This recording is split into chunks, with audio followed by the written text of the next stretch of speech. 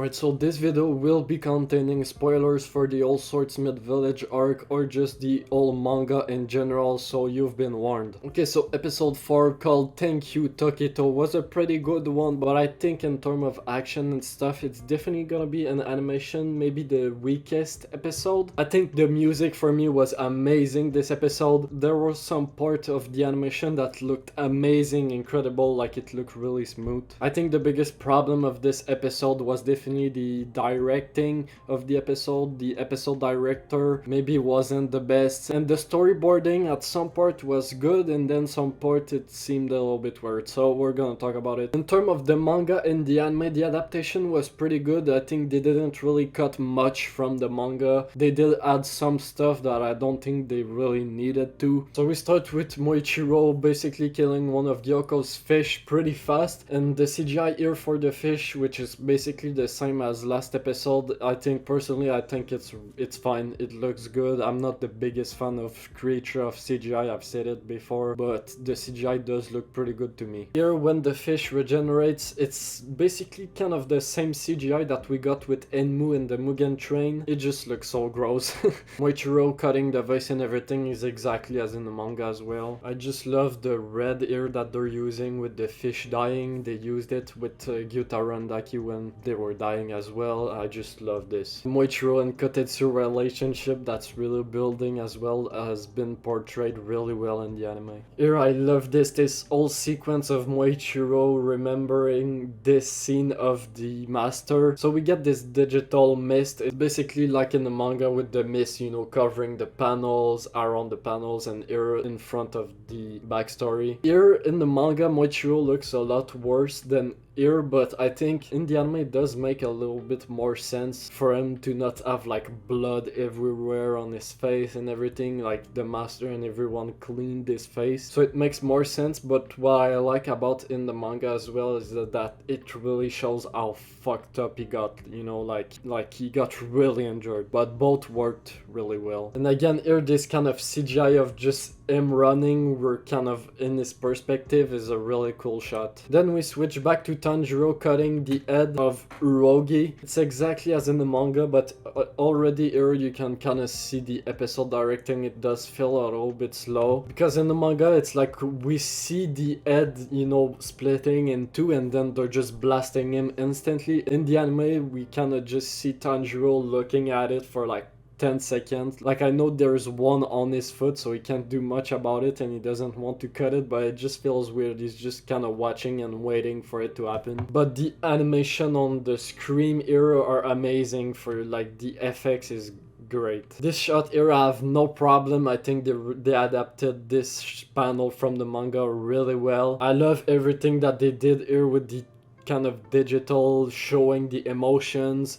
Just like in the manga, we get even a little bit more anime content here than in the manga. It's not the first time that they're using this kind of style. They used this a little bit with Tengen's backstory. They used this style as well with Enmu talking about the dreams, about his power and stuff. So it's not the first time that they're using this, but I just love that they're still using it because it looks amazing. Now this is really where the fight against Urogi starts, which personally I really think this is the worst part of the episode. Is the whole fight between Urogi and Tanjiro. It just feels kind of weird and slow. Urogi seems kind of weak as well. So they're adding some new content that's not in the manga of Urogi attacking Tanjiro like a lot of times. I don't know, it just feels weird because we don't see really any damage on his cloth. Like, he's getting slashed, but we don't see his cloth damaged or anything. Like, they're fine, like there's blood coming out, but I don't know, it's kind of weird. But I do gotta say the blood looks amazing this season. I mean, just this shot alone looks really good. So after all this anime only content of Urogi against Tanjiro, we do get back where we are in the manga of basically Tanjiro cutting Urogi without him noticing. And then this is where a lot of people have been talking about Tanjiro's face. Now it is pretty obvious that it's not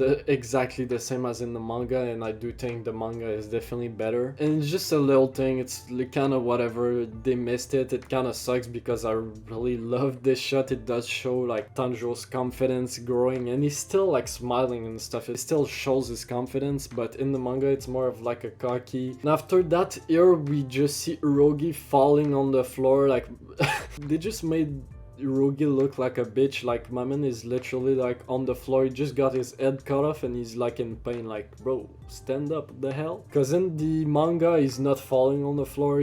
Tanjiro literally like gets a hit and stuff, and then we switch back. But here there's a lot of just anime only content and you can see it here in his face. He just looks so scared, and Tanjiro hasn't even used sun breathing yet, so it's, you know. Okay, so next we switch back to Nezuko with Karaku and everyone in the room, basically exactly as in the manga. They're just Genya being a freaking badass. Like my man has the spear stuck, he's just like holding the spear and then just shooting Aizetsu's head off. It's done really good. They really nailed Genya's face in this episode, that's for sure. Then Aizetsu just looks so cool. I don't know, he's definitely, I mean, all the clones to me have like really good character design. I love all of their character design, but Aizetsu looks so cool here. Then we get the mid cards, which this one with Nezuko is the start of the chapter 109, and then the Tanjiro one is the chapter 110 cover. The mid card this season so far has been really great, especially like episode 2 and 4. Then this whole scene with Genya basically praying, doing his prayer and stuff, chanting exactly as in the manga. I think they really adapted this well. I mean, everything about Genya this episode has been adapted perfectly. We got some movement with Aizetsu's spear. I can't wait to see how they're gonna animate his blood demon art, because so far we haven't seen that much from Aizetsu, so I'm hoping he does get like a good showing with his blood demon art and everything before, you know, he goes out. This whole sequence with him trying to hit Genya, then Genya basically teleporting behind him like he's so fast. It's such a cool scene, and the music as well. They've been crushing the music this season, and I feel like it's not gonna stop. We're gonna still get some insane OSTs. Again, the lightning in this episode from Sekido is even better than last episode. It looks amazing. In last episode I said Urogi might be my favorite, but I think I'm gonna take that back, and I think Sekido was my favorite voice from the clones. I really do think so. It's just so freaking cool. I mean, Sekido is my favorite clones because of this episode now. I don't know if it's just me, but the way Genya just fall on the floor after getting it is just funny. I don't know. I mean, it's just like a freaking paper on the floor. I love that the gore is not being censored at all of Sekido kicking Nezuko, and just her kicking him back is just amazing. This is literally Nezuko's special move, like kicks. You don't want to play like soccer against her, or just, you know, a kick competition. And again, the blood demon art looking just like in season 2. Even her ripping Karaku's arm off is just so gore, and I love it. And then here I'm not sure when Nezuko blasts Karaku's with his fan. It's not the same effect as last episode, but I'm not sure if it's just because of budget. They didn't have the budget to put as much animation as last episode, or it's just to show that since it's Nezuko that's using the fan, it's less powerful. Like you know, since it's not Karaku using it, it's not as powerful. I don't know, I'm not sure. And I just love the kind of pink smoke in the bottom right corner, just because she did like blow off even our blood demon art, the pink fire, so it's a really cool touch. In the anime we get kind of an extended fight of just basically Nezuko trying to swing at Sekido, but Sekido just like blocking it. In the manga, Nezuko tries to swing at Sekido, but Sekido basically just speed blitz her right through the neck like this. In the anime we do see him like getting some speed with his staff before impaling her through the throat. This whole sequence is my favorite of the whole episode in terms of animation, and the music with him impaling her through the throat and with the electricity as well. It's amazing scene.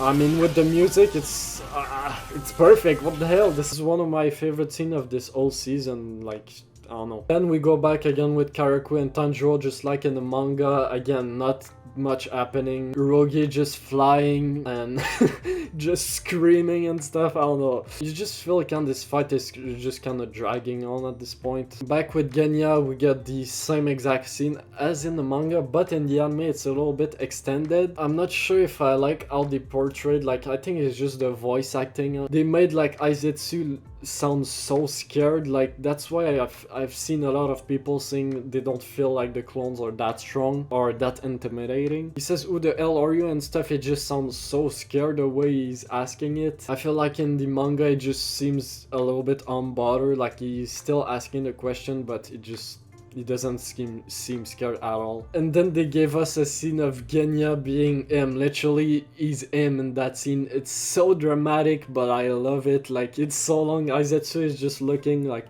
holy shit, wait a minute. You're pretty badass, man. My man is doing a whole show like...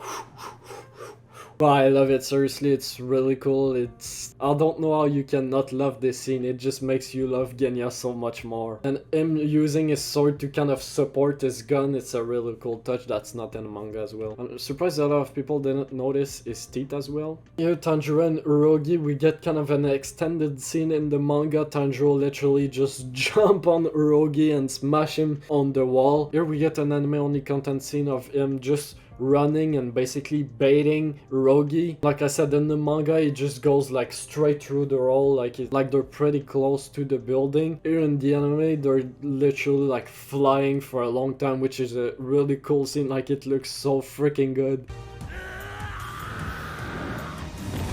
The thing here though that's weird in the anime, and maybe it's just because Urogi is like really in pain, but he literally has his right hand like this and he just doesn't use it. Like, in my opinion, he could just kill Tanjiro right now. Like, could just like grab his head with his claw and just kill him through his skull. I'm not sure. Maybe he's too much in pain. Maybe that's why. This whole animation of Tanjiro getting in the room and stuff is so amazing. I think the name of the key animator is Kunihiro. I could be wrong, but I think he's a really good key animator and he did this scene really well. I love the little detail here with the door. We can see Tanjiro in the shadow cutting Urogi's leg, which is a really cool detail. And this sequence with Nezuko and the lightning just looks so horrifying but beautiful at the same. Like, she looks so much in pain. It's an amazing shot. I love the sequence of Sekido making another staff. It looks so smooth. We did see this shot of Tanjiro dodging the staff as well in the trailers. Here in this scene with the episode directing, you can kind of see it just feels kind of slow, you know, like it feels like Sekido had ample of time to just dodge Tanjiro's swing here at his tongue. So that's where the pacing, it just felt a little bit slow. And again, here in this scene in the anime, I feel like it doesn't make much sense, because here when Tanjiro is about to get his neck pierced through by the staff, Nezuko is basically saving him. In the manga, I feel like it's implied that she's already burning Sekido with her blood demon heart as she's holding the staff, while in the anime she's holding the staff with her two hands, so it makes kind of no sense why Sekido is not using his lightning in the anime. Like, he should just be using it. In the manga she's already burning him, so that's why he's not using his lightning. Here in the anime it doesn't make much sense to me. Again, that's with the pacing and the episode directing. Here this shot with Sekido coming back is exactly at the manga. It looks so freaking good with the moon in the back. Wow. And again here when Tanjiro and Nezuko are getting blasted by karaku, I don't know if they didn't use the same effect as last episode because of the budget, which I doubt it is. I don't think it's that. Maybe they just wanted to make something different. I'm not sure. And then them getting knocked out exactly at the manga, it looks amazing as well. With the pattern of the leaf on the ground as well, it just looks really good. Again, here we're getting some CGI fish. I love that now they're purple. I like the purple better. And personally, I kind of enjoy the CGI. I don't think it's that bad. obviously I like 2D better. I would like them to be 2D, but the CGI is still good. Now normally this is like 2 chapters later, but they just took something from like 2 chapters later and they put it here in the episode, which is I think a good idea. And this with Mitsuri here is supposed to be the next chapter, but they just put it here, which does make sense with the fish attacking the village and stuff. And we end there with Mitsuri. So overall I would give this episode maybe a 7.5 or 8 out of 10. I think the animation was good, the compositing was good, the sound design was amazing, I love the music as well. I just think in terms of the episode directing and the pace of the episode and some choices weren't that good. Okay, so for episode 5 next week, which is called Bright Red Sword, which in my opinion has the potential to be the best episode of this season. From what people are saying right now, episode 5 is about to be one of the best Demon Slayer episode. We have Nozomu Abe who's working on episode 5, which in my opinion is probably the best animator of Ufotable. It's just yeah, it's just amazing. So I think we're gonna about to witness some greatness and just the content as well for next episode with Muichiro versus Gyoko, Mitsuri's love breeding, and then we see obviously Tanjiro doing the Sun Halo Dragon Dance. You don't want to miss out my reaction on that because I will be going crazy for sure. I don't know what I'm gonna do on my reaction, but I don't think you want to miss that. That's for sure. I'ma fall dead. I don't know. I'll pass out. So don't forget to subscribe if you don't want to miss out on my reaction to the next episode and for just the review of all the episodes of this season. Don't forget to like the video if you enjoyed this type of content, and I'll see you guys next time. Alright, see ya.